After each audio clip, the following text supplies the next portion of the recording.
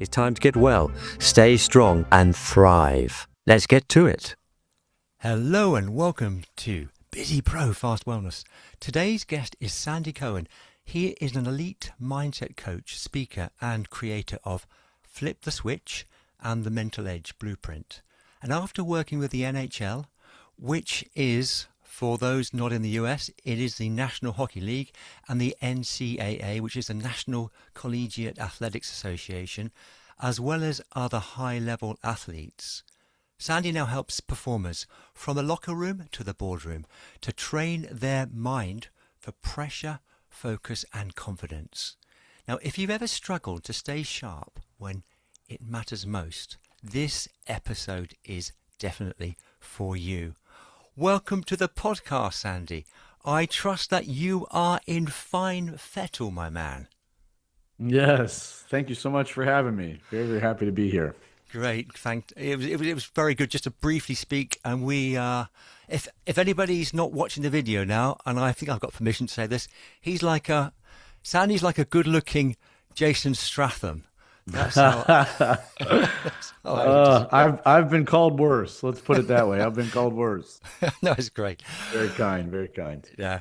Anyway, one of the things that I'm genuinely, I know that all podcasters say that, I really want to know this, but I actually do, because this is about something which is dear to my heart. We're talking about performing. I'm a trumpet player, and I've had trouble with nerves in the past as a classical Yep. player.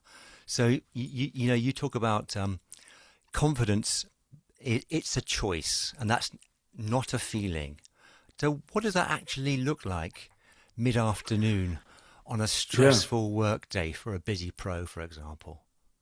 I think the first thing that a lot of high performers, mostly for me, it started off, I was an athlete, so I spent a lot of time around athletes. But, the I think a lot of people are chasing the concept of feeling confident Right. when that's a very, very hard thing to do right out of the gate. A much easier way to go about ending up there is chasing this concept of belief. Someone a long time ago told me this. I wish I had come up with it. I didn't. But they said, imagine a tree outside, and what you see above ground, that's confidence. What you don't see below ground, that's belief. So in that example of the tree, right? No roots, Yeah. no tree, no belief, no confidence. So for many, many people, the concept of going out there and trying to kind of snap their fingers and feel confident, a very easy way to end up in that place is to tap into belief, a Okay. time when you have done it before. Mm, Make it very, very vivid in your mind. And for most people, I can get them into that state in 10 to 20 seconds of really. feeling confident. Oh, that's great. And it's such a good analogy as well, having that tree. So, in that case, well, how would you go about doing that then?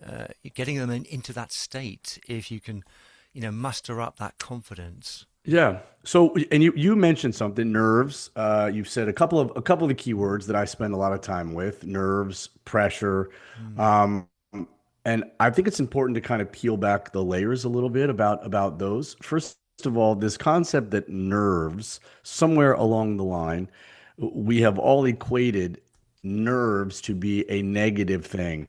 yeah. When in actuality, maybe it's just having emotions Mm, about things that have not happened yet. That seems perfectly normal, right? Like, why wouldn't we have an emotion about playing in a concert in front of whatever 5,000 people if it hasn't happened yet, right? So sometimes the mind, I think, the brain jumps a little bit yeah. and starts to say, well, because there is emotion involved, that must mean it's negative. So nerves are not bad. This concept, though, of pressure, which everybody feels, Mm, athletes, everybody, we're just humans. More times than not, the concept of feeling the pressure is your brain telling you that you are playing out the tape. You are not right here, right now. You are mm, 5 minutes from now. You're kind of in that game, the what ifs. What if it doesn't work out? What are yeah. people going to think? The what Yeah. ifs, right? So we're not fully present. We could be in a practice yesterday, we could be in a bad performance yesterday, or we could be somewhere off in the future. But that concept of pressure being almost insurmountable to most is really the brain reminding you that you are not currently in this moment. You are Yeah. somewhere else, and you are thinking about consequences probably rather than the situation. Right. Yeah. So in that situation, I mean, what really separates those people, for example, who perform well in practice, and how would you then take that? Before you know damn well Yep. that you can do it well in practice, you feel great, but then you kind of feel those emotions under pressure. What separates those two factions of people? Yep. So, and you mentioned another word at the beginning. So if someone says, "What do you do?" to me, I say essentially that I'm a mindset development coach, right? And I don't say mental performance. There's nothing wrong with anybody that says that. That never resonated with me because I think the insinuation when you hear that word mental that there is something wrong with you or you are broken. And Yeah, I yeah, do not work with broken people. Um, I think mindset is at the foundation of yeah, everything, right? So mindset is the foundation of the building. I don't care what your job is, what your role is, whatever you're trying to achieve. If that foundation of the building is not strong, nothing that you try to stack on top of that is relevant. So the big seven for me in that mindset world, it's belief, attitude, and grit, mm, focus, emotional control, discipline, self-awareness. yeah, And what sits at like the center of all of those within the mindset world is that word focus. right. And I don't know why anybody would know how to do it unless taught or shown. I certainly didn't when I was younger. But if you ask people more times than not, what does it mean to be focused, or you encourage them to focus, what most humans do is they try to block things out rather than locking in. So, for many, many people who maybe succumb to pressure or nerves, Mm, really in your brain, you do not need to carry the burden anymore of trying to block things out, right? Like right. the don't do's, the don't think about. So that's not how your brain works. Okay. Just focus on the lock in, one or two things, lock it in, keep it narrow. Yeah. That's where the Okay. focus should be. That's so good to hear because one of the things that I've noticed, and probably in the last couple of years, is on that very topic of focus. Because one of the buzzwords that's bandied around these days is getting into that laser focus state. We've all heard it from those productivity gurus around get into the laser Yep. focus, etc. But I did a course a couple of years ago with I wanted to improve my jazz playing on the trumpet, so I did a course, and this is something that the tutor on the course talked about a lot. Of you've only got 10 minutes, 15 minutes. You really want to maximize that time. You want to be focused. You can do focus practice, or you can, sorry, you can do just, you can practice, or you can do laser focused practice. And I know That's that right. it makes such a difference. And I've done that not as because sometimes you're feeling tired. You just want to get the trumpet out and put on some backing tracks and play around, play along with Yep. the jazz. But if you actually get those chromatic enclosures and you really work at those tiny nuances, those bits that you have to, those bars over and over again, you are focusing in, you are honing in. So I'm really pleased you mentioned focus as being one of those important elements of those seven It's the number ingredients. one, and I mean you what you said absolutely. I mean, you said so many good things. I say this to anybody and everybody who would listen, whether it's a CEO, an athlete, a professional athlete, whatever. Yeah, I I'm a humongous proponent of preparation, practice, all of those things. yeah, What I know to be true, though, is before anybody tries to tell me, or certainly themselves, that they should be doing more, I always challenge them, why not do what you're doing, but do it better? Right. yeah, So I have no idea, right? I mean, pick your sport or pick your instrument, whatever it is, the concept of practice. But we're human beings. How many of us are truly 100% present in the minutia of the details, the discipline, whatever it is, Yeah. truly locking in Yeah. versus blocking out. It's very, very hard to do that. But that is why typically the highest achievers in anything, Yeah. sports, anything, business, they are the ones who can handle the moment best and they can lock in their focus. Yeah, absolutely. Couldn't agree more with you on that one. And it's something that so many people, if they practice, they keep repeating, they That's right. will be able to finally do. And it's, I mean, I'll be honest. Let's take your own position at the moment. You're going to have those fallible days, aren't you? You're going to have those days when you are not Sure. able to. I mean, we're all human, so we can't expect just to always do it. But if we can do it most of the time, or the majority of the time, I guess, then What you said is right. A phrase I find myself saying a lot, which it's almost funny over the years, but you have to focus on focus. You have to focus on being yeah, focused, right? yeah, It does require practice, like anything. It does require reps. It requires quality reps. It mm, requires the discipline and the habits, which lead to the consistency, which leads to the results. But if yeah, there's one thing that I think is most important for anyone and everyone, athletes, musicians, whatever it is understanding that your focus is it's number one. That is what matters most. That is what impacts everything else. mm, And you always want to be as narrow as you can. okay, So for a lot of people who might say, "Gosh, I can't consistency," or I'm focused for 5 minutes and then blah blah blah. It's like you just keep narrowing it, right? And you mm, don't expand the awareness or add more to your plate yeah, until you're locked in, right? Keeping it as narrow as possible. yeah, for sure. And in our age, of course, in our era that we're living through, it's becoming supposedly more and more difficult because of all the distractions that we are, with social Yep. media and everything else. And that's kind of makes it even more important to be aware of that, so that When you you say can. our age, you mean 28, right? That's what you were talking about. Yeah, well, I wasn't really talking about our age. Yeah, no, no, Yeah, but please in trust me. our, yeah, I know, in our era of, I I think there are two things about what you just said that I think yes, social media and it's I mean it's a whole nother topic, yeah, of especially course, when I have my you know athlete hat on it and everything. But um, you know, as it relates to distractions, something to consider is everything in life, I think, has to fall into one of three buckets. okay, Pick your so whether you're an athlete, a musician, whatever it is. You can either control it, you can impact it, or you have to let it go.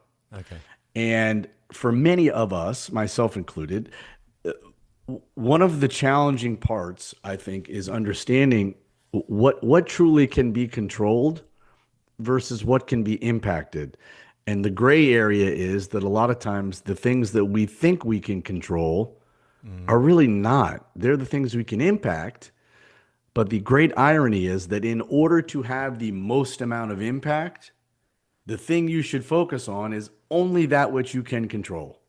And right, the yeah, things that you can control are the things that I just said. Your attitude, your yeah, belief, you can't you can impact a concert, you can impact a song, you can yeah, impact a performance, a game, but you don't have control over that outcome. We're no, all chasing outcomes, but the best way to get to those outcomes is the actions and behaviors that when and if you do them, they lead to those outcomes. exactly. And also that would bring in the idea that, as you said about the focus, narrowing it down, because obviously you can control your daily actions until something comes along to disrupt that, Yep.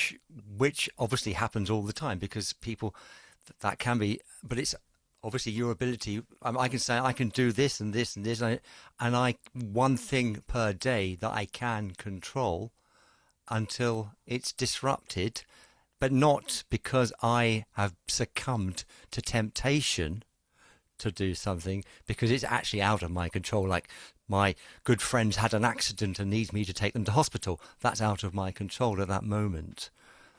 These Yeah. sorts of things. But things that you can control, we can do. We can certainly work on our health, exercise, we can work on our focus, we can work on our businesses, whatever, and we can control that. We can't control world events.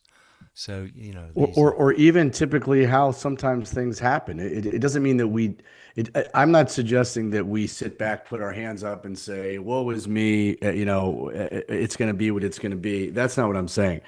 What I am saying though is like the best way to make the best like dessert cake is just follow the ingredients. Like just yeah, add the sugar, like just one by one by one. And where the place you end up yeah, is where that cake is.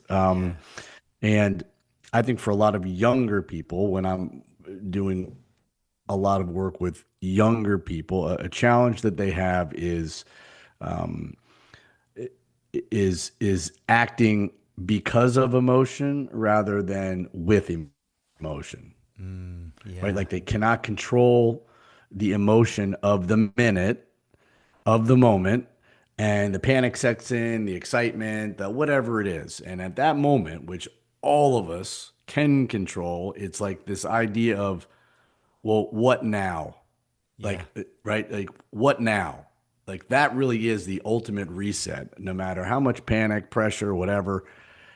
For a lot of people, I think if you just took a deep breath and said, what now or now what, yeah, that takes your focus away from future, past, tomorrow, last week, and yeah. puts it into the current moment.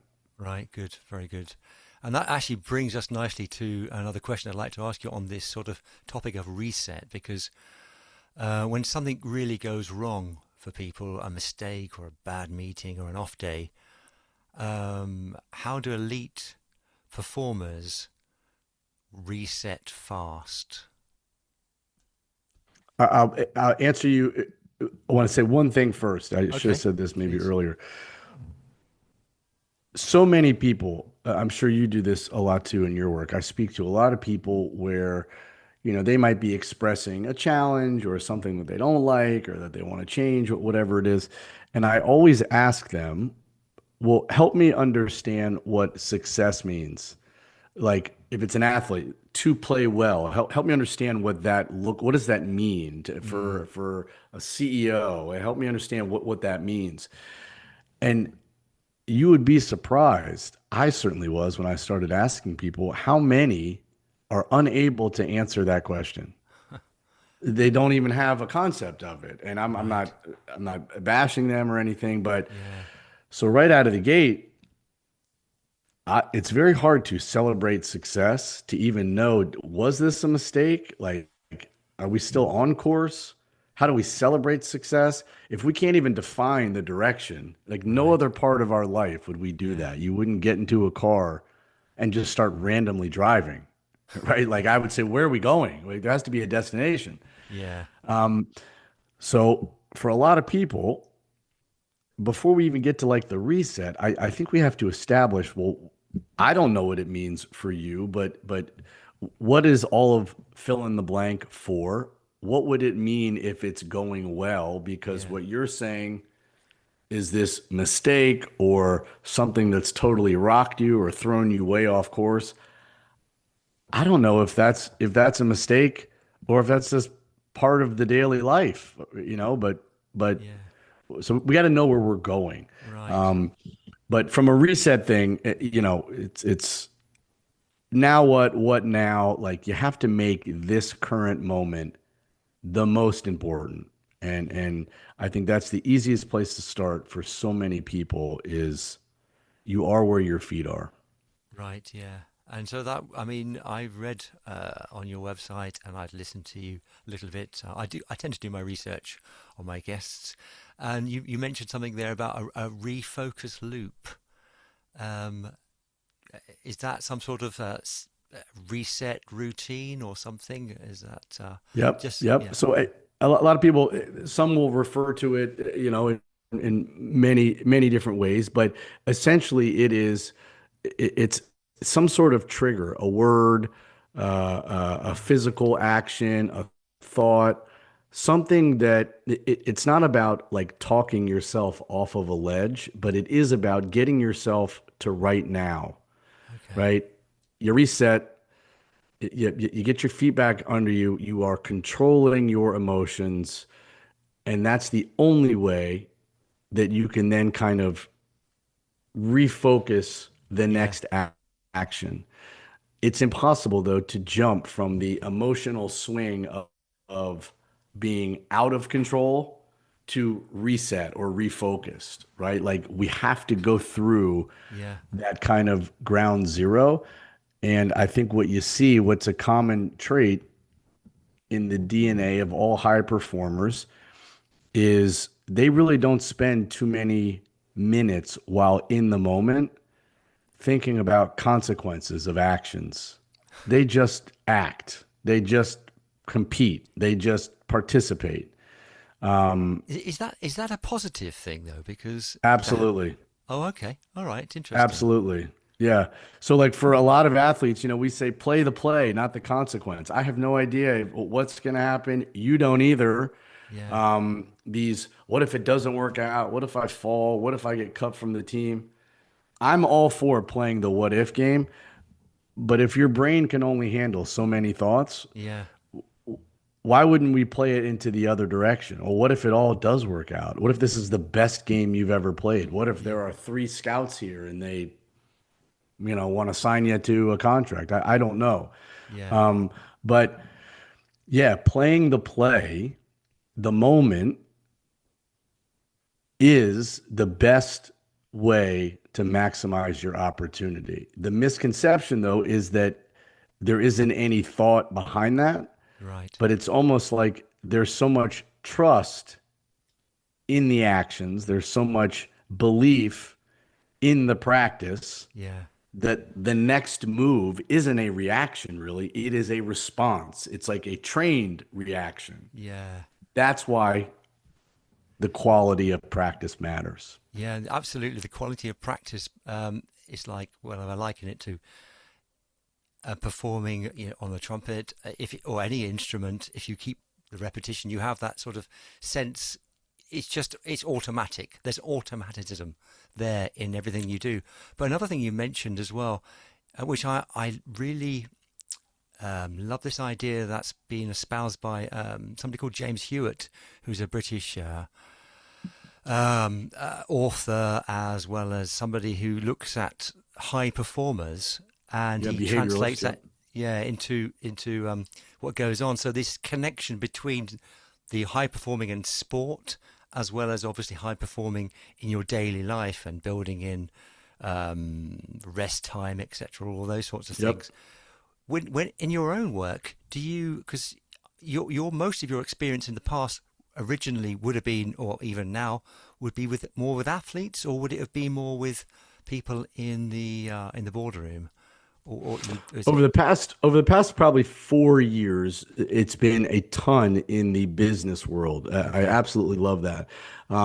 But up until that point, I mean, it's when my playing career was over. I mean, I spent a lot of years with professional athletes on this topic specifically. I was trying to determine what was it that was truly making it where some would make it and others wouldn't. And really, the it was maximizing their potential, right? Yeah. Because at that level, everybody is a high performer. Talent Mm, matters, of course, but I think the talent is overrated. I think talent can move the needle, but mindset is what moves the mountain, right? yeah. But yeah, so yeah, a lot of time with athletes, but a good amount of time with executives as well. I love this idea of the transferable skills as well. If I look at the high performance element, obviously within the world of music, but also in the world of tennis, I'm a massive tennis fan. Me And too. Me oh, too. really? Oh, great. Yeah, Yeah, me too. that's my choice sport that I'll go and, and, Yeah, and watch as much as possible. I've spectated yeah. Wimbledon several times, But that's in my top five dream. Going to oh, Wimbledon is in my top five. oh really? Absolutely. Yeah. Oh, Seems fantastic. amazing. I haven't Amazing. been. I haven't been since that 2001, and I went a couple of times in the 80s as well. So I'm old school for that. But I watch any of the all the Grand Slams all the time. But Yeah. if you take those top performers in there, the difference is it's just it's mindset really. It's I'm telling you that again, it's easier because everybody I think can relate, to athletes and yeah, something that they see on TV. But yeah, I mean, did you watch the Sinner Alcaraz match over the weekend or something? I think maybe Monte Carlo, whatever it was. yeah. I mean, these Yes, matches are hours and yeah, hours, right? I And know. it's like same thing with golfers. What makes those people, of course, it's their skill. I'm not saying the talent doesn't matter. What really separates those people from like all of the other people on the planet is their ability to master their focus, Yeah, and their mindset. yeah, That exactly. is it. Yeah, that is the distinguishing Unshakable, thing feature. Yeah, unbeatable, unbreakable. yeah, I think the exciting part is that it is in there for so many people. yeah. And Being able to master that, who knows how it shakes out, but uh, there is so much more that I think, are in control of than we really know. yeah, It's just trusting and living by that code of this is what we can control, this is yeah, what we can't. yeah, absolutely. You know, uh, on that sort of topic, do you have any sort of? I want to get down to sort of really practicality, if possible. Is there a sort of 30 to 60 second reset routine that people can steal from you today? Anything that you have? What I would say, yeah, it's what I was saying earlier. I don't care what the situation is. Anytime you feel your emotions Oh, you mentioned, starting to sorry, you take mentioned the over, word. You yeah, mentioned a word or a phrase people could, not a yep, specific yep, one, but it could be that yeah. it would be personal to somebody in particular. Would you be able to reveal a word or phrase that somebody else might use, not your own one, for example? But Yeah, yeah. Well, so what a lot of professional athletes, when in that moment, they revert back to the concept of I am, I can, I do, right? mm, They personalize it, and it's I am whatever, I can whatever, and you just go on and on with that. And the benefit of that repetition is that it is pulling your brain into this current moment. wow, And it's a difference between reminding versus convincing. When we get stressed or panicked, it's human nature to go into convincing mode. We're trying to build ourselves back up yeah, rather than just reminding ourselves of who we are and what we have already done. yeah, So it could be now what now. Those are big ones for me in my athletic life. I was big with the hands. I would kind of rub my palms. I would do something that my mm, brain knew about yeah, that had me resetting, and it was almost like closing that gap and mm, just getting it as tight and as narrow as right. possible. So I tell people all the time, get narrow, Good. That's get fascinating narrow. you say that because I did a mindfulness course, a couple of years ago, and it was called PQ reps. You probably haven't heard of it because it's quite obscure, but it was one of the things. It's positive quotient. I think that's what it stands for. But there was one of the where you would rub your fingers and you were just in that Yep, mind at that very moment, and yep. auditory ones where you would listen to things that are far or near, and visual ones as well, and it would just get you into that state where you could block everything out and you would focus on something just to get you in the moment. So I You see guess it a there would lot be, with athletes if they ever show like the bench or whatever, maybe guys or gals drinking water or putting water on their face, or messing with their equipment, or scratching or something. mm, For a lot of them, they have visual, or excuse me, physical cues and yeah, actions yeah, that all they're trying to do again is not get dialed in. They're trying to crack the chain of Yeah. being out of control, right? Yeah. Like that's number one. You have got to get control. You don't have to fix the issue Yeah. in the next millisecond, but you do have to get into the current moment. You Wow. cannot be tomorrow, next day, next hour. I don't care what it is.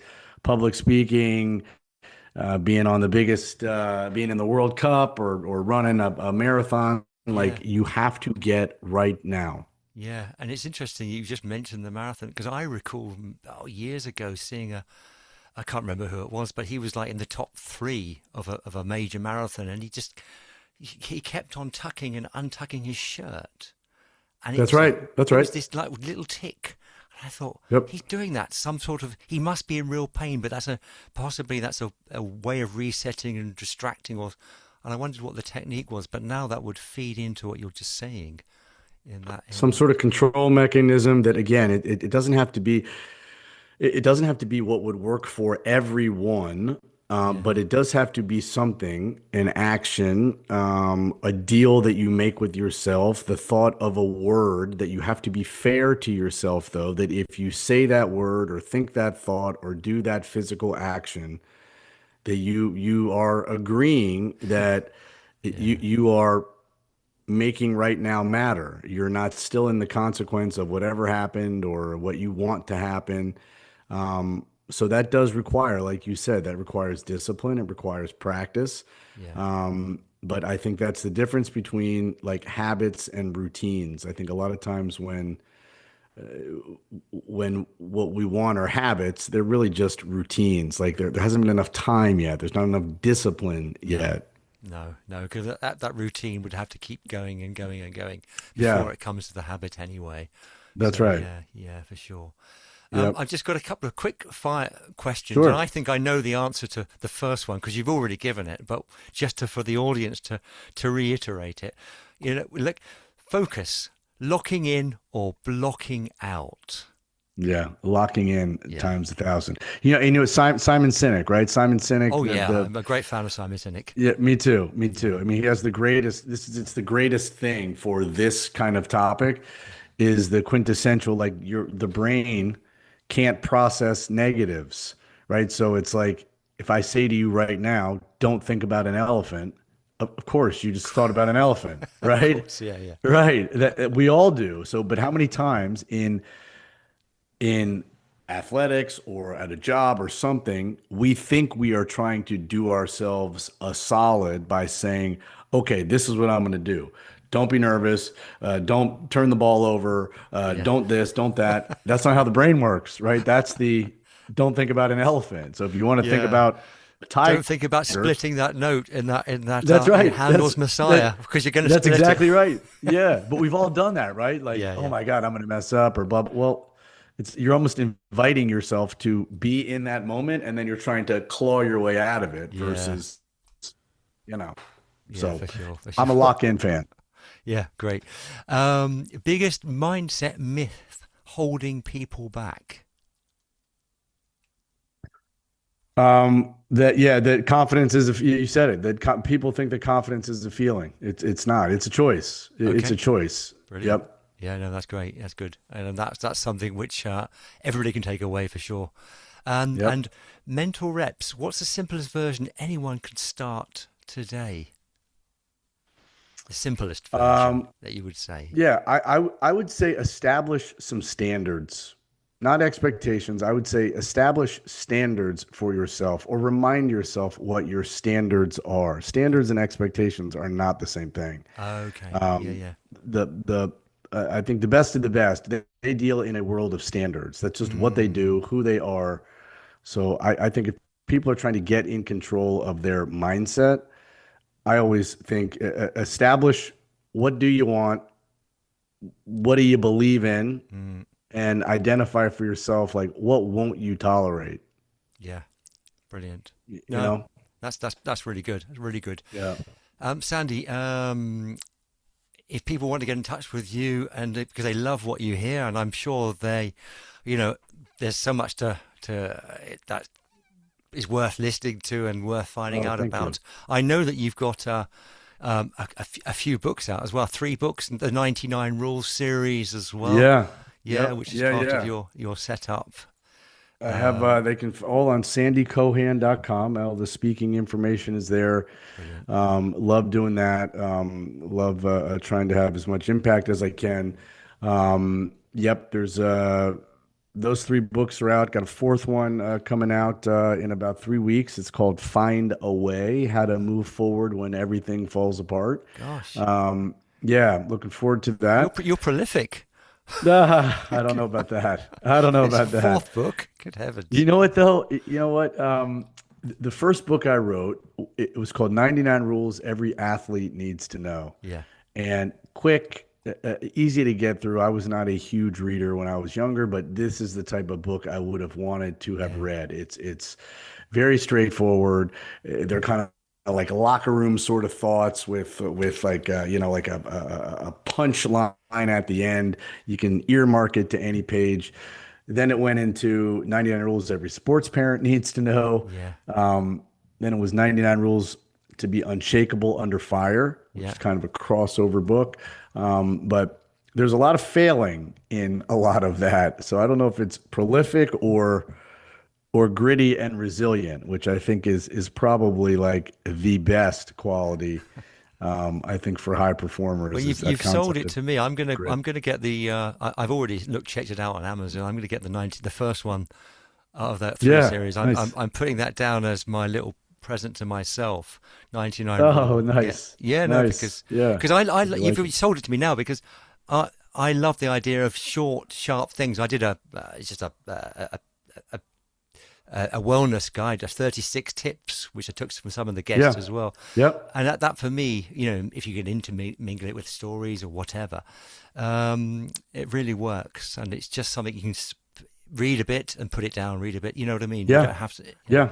Yeah, for sure. And you spin it, stop whatever page you come to. There's something that's going to be Yeah, taken out of there. yeah, Yeah. So, and that's why that's why I tried to craft it like that they were impact things. yeah. Good, good. So yeah, that's great. Actually, yeah, that sounds a bit like Robin Sharma. He wrote a book, eighth wealth forms of wealth or something, and he numbered them all. And Yeah, it's great because that number that number 67 was that's fantastic. right. That's right. Yep. That's a good So, idea. because there's been 3 of them, right? Sometimes, Yeah. it depends on the audience where like a parent or a business person might say, I, I loved Rule 47. Like, what was it again? And I'm like, which book? Like, which one are you talking? Like, which book? There's like 3 Well, you got a 47s. photographic memory. Good Yeah, heavens. no. I wish I did. I wish I did. I Yeah, know. they're like, yeah. I think Yeah. sometimes they get disappointed. I say, just tell me which book. Which book are we talking about? Okay, now I can get in the realm of it. But Okay, great.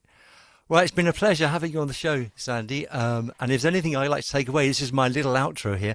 Train your mind like a skill, not a feeling. And that's small daily mental reps which build focus, confidence, and the ability to perform well, because this actually counts. And that's what I would say. So thank you so much, Sandy, for being on the show. And I shall bid you absolutely. farewell. And yeah, we'll be in touch in the future. Great. Cheers. Thank you so much. Take care. Thank you. Take care. Bye. It's time to get well, stay strong, and thrive.